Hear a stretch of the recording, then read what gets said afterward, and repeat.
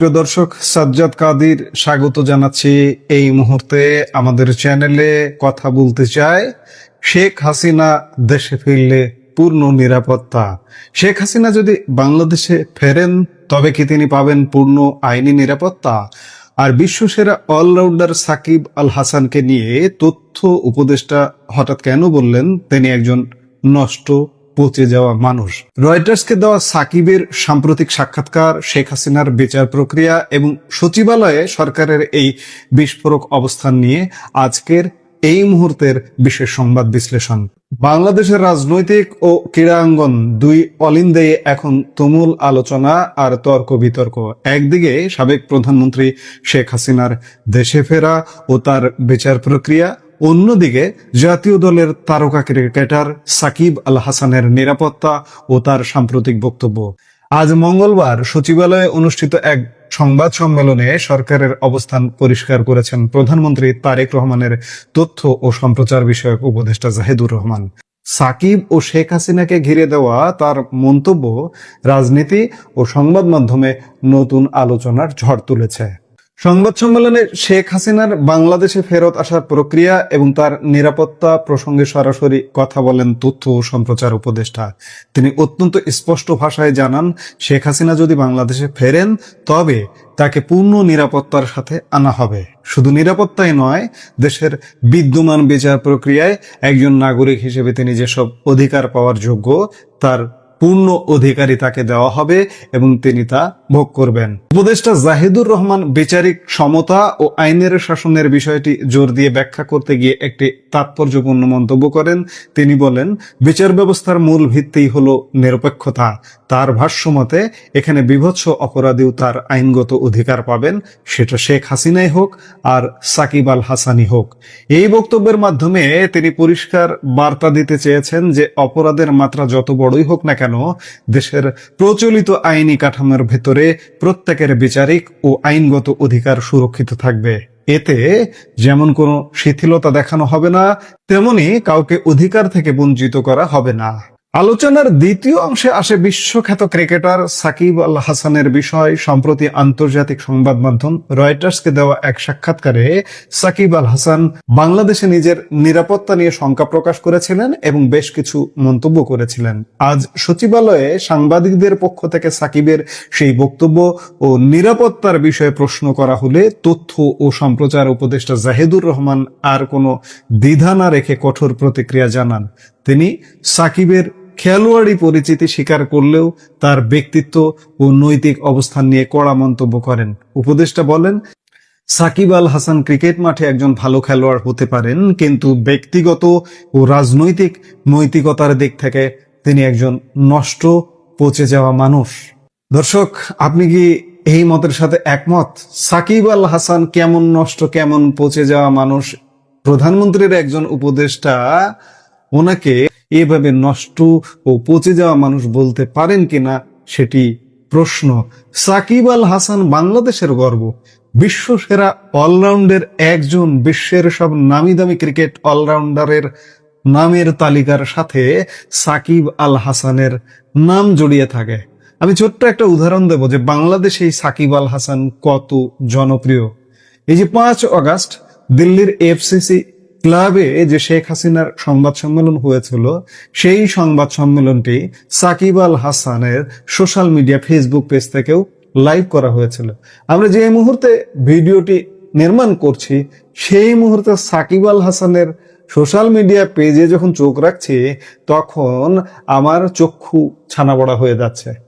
এই সাকিব আল হাসানের social media page থেকেই 16 মিলিয়ন মানে 1,60,00,000 বার ভিউ হয়েছে এই অনুষ্ঠানটি। সাকিব আল হাসান এমন জনপ্রিয়, আর তাকে নিয়ে কথা বলছেন কে? জাহিদুর রহমান।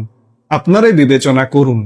উপদেষ্টা জাহিদুর রহমান ক্ষোভ প্রকাশ করে আরো বলেন, সাকিবের আন্তর্জাতিক খ্যাতি বা পরিচিতি সরকারের কাছে কোনো বাড়তি বিবেচনার বিষয় নয়। তিনি বলেন, উই ডোন্ট কেয়ার উনি কত নামি দামি মানুষ। সাকিবের জনপ্রিয়তা বা বিশ্বজুড়ে নামডাক যাই থাক না কেন, আইনের চোখে বা সরকারের মূল্যায়নে তার আলাদা কোনো বিশেষ সুযোগ সুবিধা পাওয়ার সুযোগ নেই। দর্শক, আপনি বিবেচনা করুন যে একজন খেলোয়াড় একজন শিল্পী, একজন সাহিত্যিক, একজন দার্শনিক, তিনি কি হত্যা মামলার আসামি হতে পারেন? তিনি কি হত্যা করতে পারেন? এটা একটা পাগল বিশ্বাস করবে, শিশু বিশ্বাস করবে?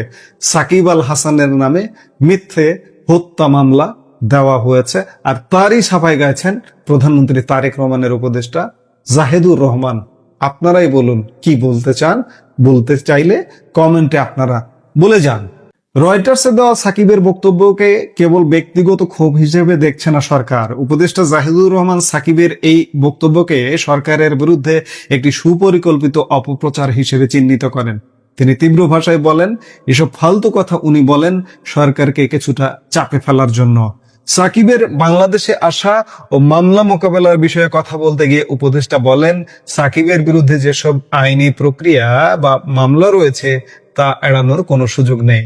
সাকিবকে স্পষ্টভাবেই বাংলাদেশে আসতে হবে এবং আইনগতভাবে মামলা ফেস করতে হবে, অর্থাৎ মিথ্যা মামলা, হত্যা মামলা এগুলো ফেস করতে হবে। নিরাপত্তা শঙ্কার যে অজুহাত সাকিব তুলেছেন তা খণ্ডন করে উপদেষ্টা প্রশ্ন তোলেন এবং নিজেই তার উত্তর দেন। তিনি বলেন, সাকিব বাংলাদেশে আসলে কি এয়ারপোর্টে লোকজন তাকে আক্রমণ করবে বা মক করবে? তিনি সাফ জানিয়ে দেন, নো ওয়ে, এমন কোনো পরিস্থিতি সৃষ্টি হওয়ার প্রশ্নই ওঠে না। তিনি দৃঢ়তার সাথে উল্লেখ করেন যে দেশে সাকিবের নিরাপত্তা নিয়ে কোনো বাস্তব হুমকি নেই।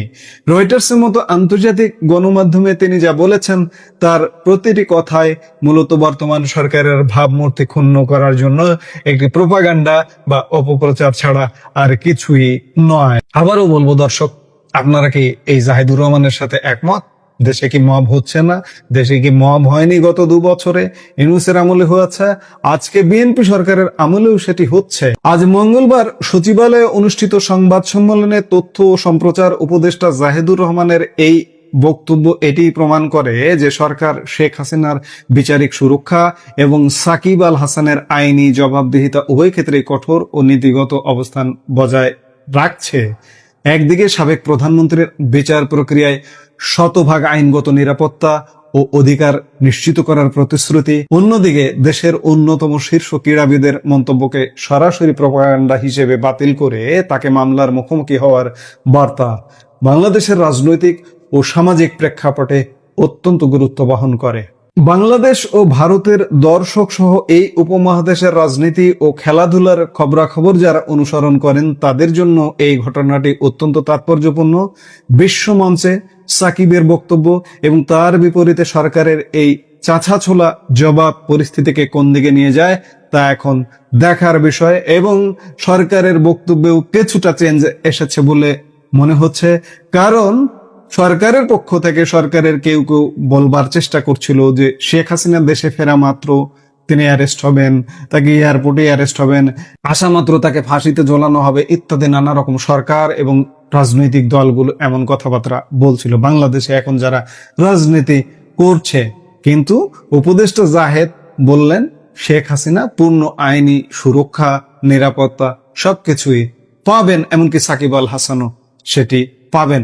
এখন বিশ্ব পরিস্থিতি, বাংলাদেশ পরিস্থিতি কোন দিকে যায় সেটাই দেখার বিষয়।